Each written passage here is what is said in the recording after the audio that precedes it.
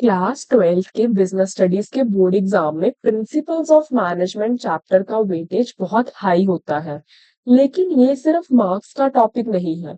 सोचो, अगर एक स्कूल में प्रिंसिपल, टीचर्स और स्टूडेंट्स सब अपने अपने रूल्स फॉलो करें, तो क्या होगा? Total confusion. इसी कंफ्यूजन को दूर करने के लिए आए थे दो great thinkers, F W Taylor and Henri Fayol, जिनके रूल्स ने मैनेजमेंट का पूरा गेम ही चेंज कर दिया। इन्होंने दिए थे principles of management. Welcome to commerce with नव।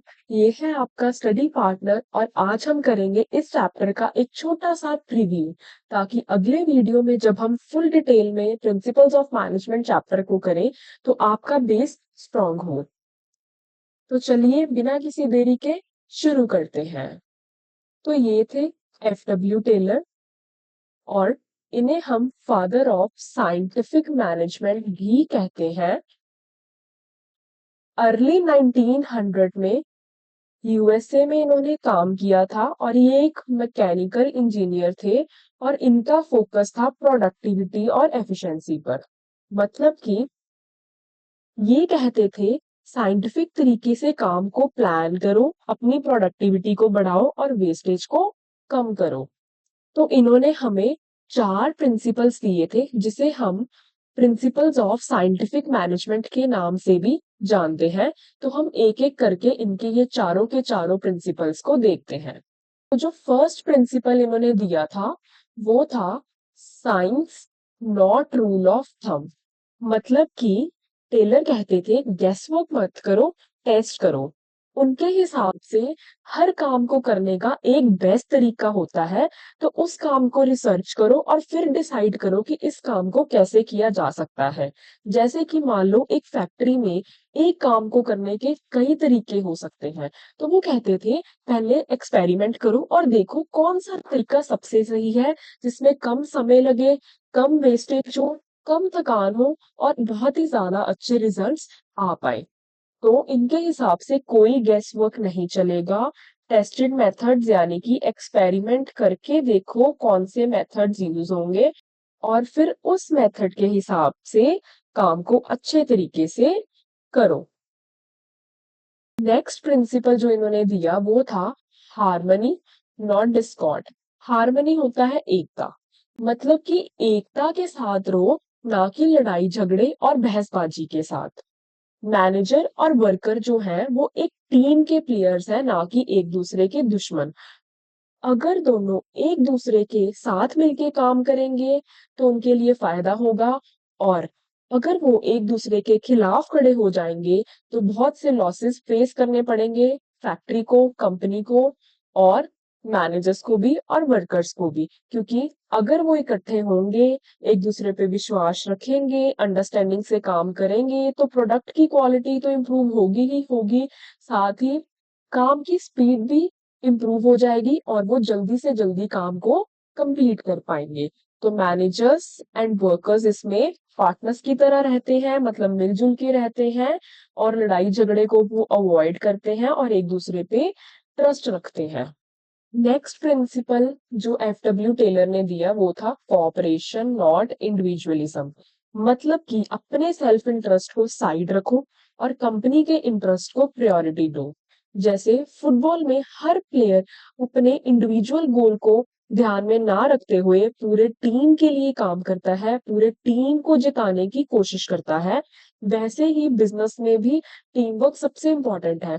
इसमें एम्प्लॉयज को अपना फायदा देखने से पहले पूरे बिजनेस का फायदा देखना चाहिए। उन सबको शेयर्ड गोल्स रखने चाहिए, मतलब उनके जो गोल्स होने चाहिए वो कॉमन होने चाहिए। जो वो अचीव करना चाहे वो कॉमन हो, और वो अपनी ऑर्गेनाइजेशन के लिए, अपने बिजनेस के लिए काम करे, ना कि सिर्फ अपने लिए।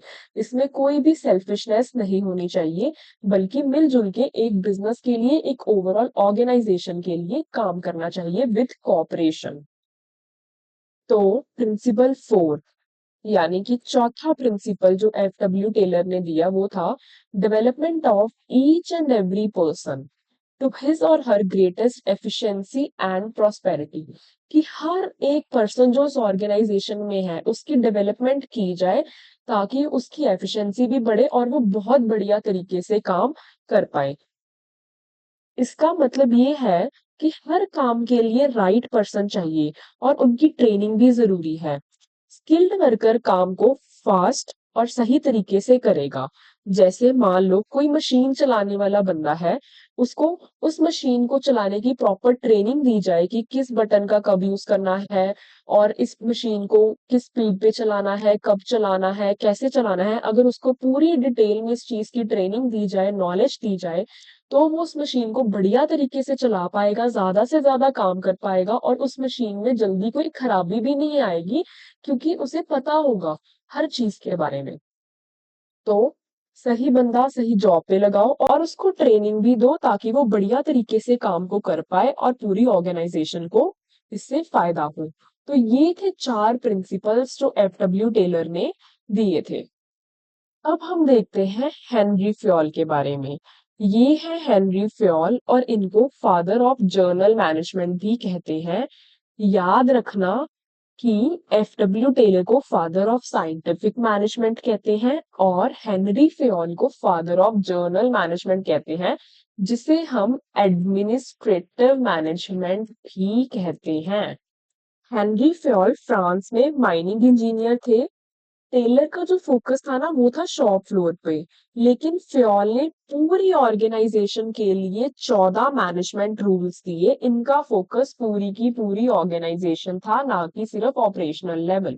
तो इन्होंने जो 14 प्रिंसिपल्स ऑफ मैनेजमेंट दिए वो हम देखते हैं।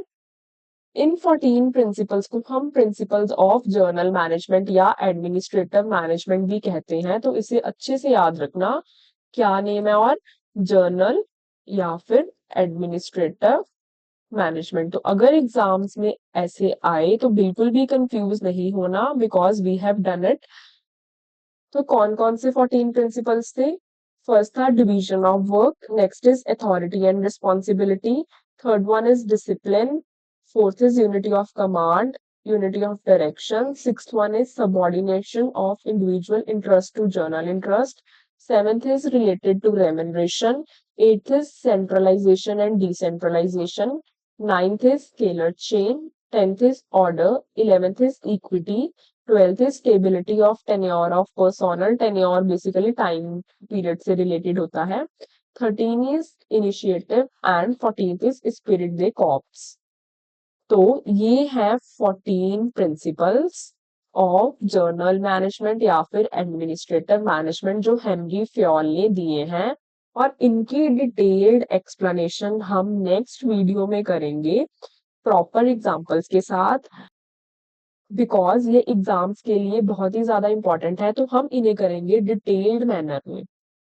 अब हम देखते हैं टेलर वर्सेस फ्योल, कि हमने एफडब्ल्यू टेलर के बारे में थोड़ा सा ब्रीफ देखा और उनके 4 प्रिंसिपल्स का ओवरव्यू लिया, और फ्योल के बारे में भी थोड़ा सा देखा और इनके 14 प्रिंसिपल के नेम देखे। एक्सप्लेनेशन हमने अभी नहीं की, लेकिन हमें क्या पता लगा ऊपर ऊपर से कि टेलर का जो फोकस था ना वो ऑपरेशनल लेवल, मतलब शॉप फ्लोर पे जो सबसे लोअर लेवल पे काम कर रहे होते हैं उन पे था, कि उनकी काम करने की क्षमता को, एफिशिएंसी को कैसे बढ़ाया जाए, उसके रिलेटेड इन्होंने प्रिंसिपल्स दिए। लेकिन हेनरी फ्योल ने एडमिनिस्ट्रेटिव लेवल यानी कि ऑफिस लेवल पे पूरे ऑर्गेनाइजेशन के लिए दिए, कि पूरी ऑर्गेनाइजेशन को कैसे मैनेज किया जाए।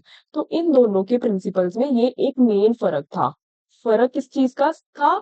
सिर्फ और सिर्फ फोकस का। टेलर का फोकस था शॉप फ्लोर पे यानी कि लोअर लेवल ऑपरेशनल लेवल पे, लेकिन फ्योल का फोकस था एडमिनिस्ट्रेटिव या ऑफिस लेवल पे। अगर हम इन दोनों के प्रिंसिपल्स को अच्छे से समझेंगे और अपने बिजनेसेस में, अपनी फैक्ट्रीज में इम्प्लाई करेंगे ना, तो हमारा जो मैनेजमेंट सिस्टम होगा वो एक बैलेंस्ड वे से हो जाएगा, क्योंकि हमारे बिजनेसेस में लोअर लेवल वर्कर्स भी होते हैं और एडमिनिस्ट्रेटिव लेवल पे भी कुछ लोग काम कर रहे होते हैं। तो ये प्रिंसिपल्स को समझने से ये फायदा होगा कि हम बैलेंस्ड अप्रोच यूज कर पाएंगे अपनी फर्म्स में, अपनी इंडस्ट्रीज में।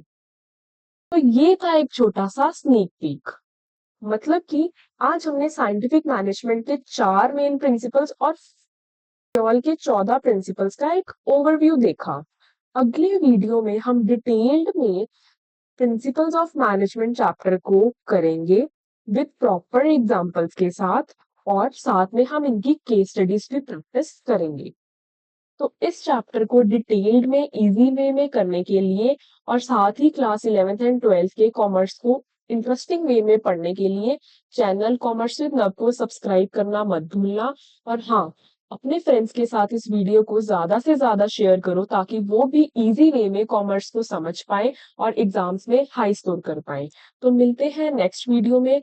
तब तक के लिए कंसेप्ट सीखते रहो, समझते रहो और चैंपियन बनते रहो।